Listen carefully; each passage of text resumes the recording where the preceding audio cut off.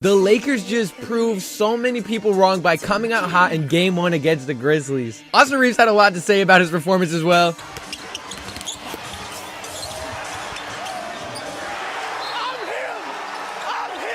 Rui Hachimura shooting 11 from 14, 29 points, probably one of the best games of his career. Austin Reaves, 23 points, AD, 22. Every Lakers fan in the entire world, I know you guys were scared when he was saying he can't move his arm, but he came back. He played throughout the second half. The Los Angeles Lakers have proved themselves to be an NBA Finals contender. At the beginning of the season, they were stuck as the 13th seed. The way they were able to turn their season around after the All-Star break when it mattered the most is special. They have a group that can go deep in the playoffs based off how well they've been playing together. At the trade deadline, when nobody said any moves were going to be made, everybody was saying Russell Westbrook was there to say. They acquired D'Angelo Russell, Malik Beasley, Jared Vanderbilt, Rui Hachimura, Mo Bamba, and also a handful of draft picks. They retooled their lineup to make it a way more efficient lineup defensively. They also got a lot more firepower on the offense as well. They got another true point guard in D'Angelo Russell that's also already been on the Lakers, but you know, he's reloading now. Since the All-Star break, the Lakers are the highest defensive rated team in the NBA while finishing 15-7.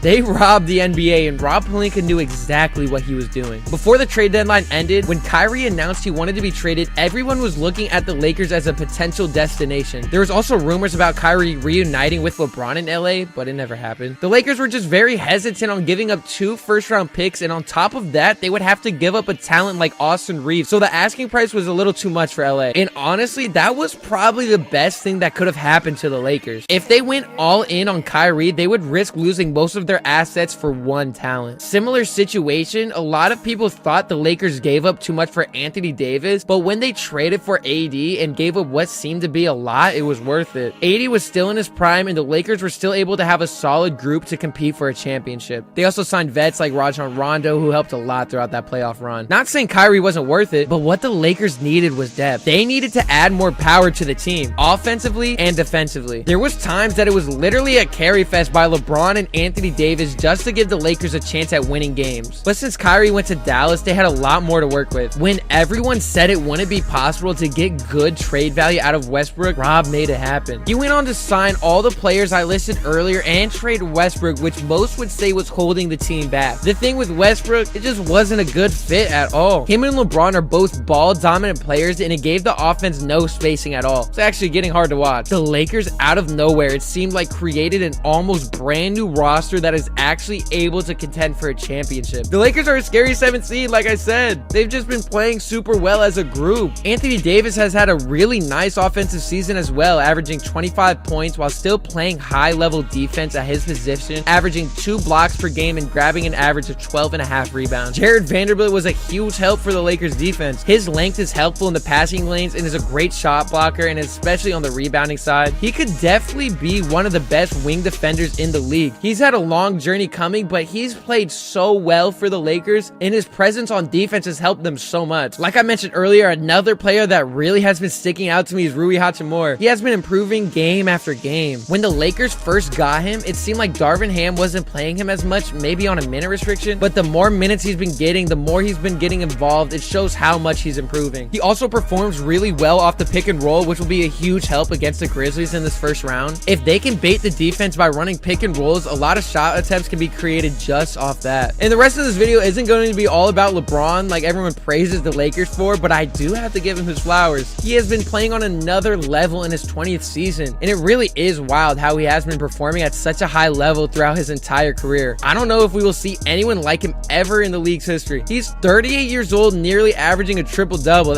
That's insane. The last 5 games, LeBron has been going off, averaging 30 points per game, 7 rebounds, and 6 assists while shooting 51%. In the regular season, the Lakers and the Grizzlies played each other 3 times and LA won twice. The playoff atmosphere is very, very different than the regular season. Seriously though, I believe the Lakers match up well against the Grizzlies, especially the big matchup with Anthony Davis and Jaren Jackson. Jaren is passive on shooting threes, and AD likes playing defense when he doesn't necessarily have to play too high on the 3-point line. The good thing about AD though is he can hedge pretty well for a big, but can be a little slower dropping down. But with Vanderbilt on the help, that shouldn't be a problem if set up properly. Mo Bamba is also active and healthy after his injury. He hasn't played since being listed as available, but the Lakers should definitely get him involved. The Grizzlies have a very fast-paced team and stretch the floor well, so it'll be interesting to see how the rest of the series goes. Ja Morant is going to be trying to get his highlight dunk on LeBron all series, so you have to be on the lookout for that. I do feel like the series will be high energy like the game we just saw. A lot of energy, very fast paced, back and forth. But if the Lakers play with their aggression, they could take the Grizzlies in 6 or 7 games. I don't know, maybe even 5, who knows. But I do have the Lakers winning the series. Let me know right now, how do you think the series will go? Do you think the Lakers will win the championship? I personally think the Lakers are going to win the championship. I really want the Lakers to prove everyone wrong and go far in the playoffs. It's crazy. They were 13th in the West, 2-10 record, 0.3% chance of making the playoffs, and they are giving the league a run for their money. They robbed the league. I'll see you guys in the next one,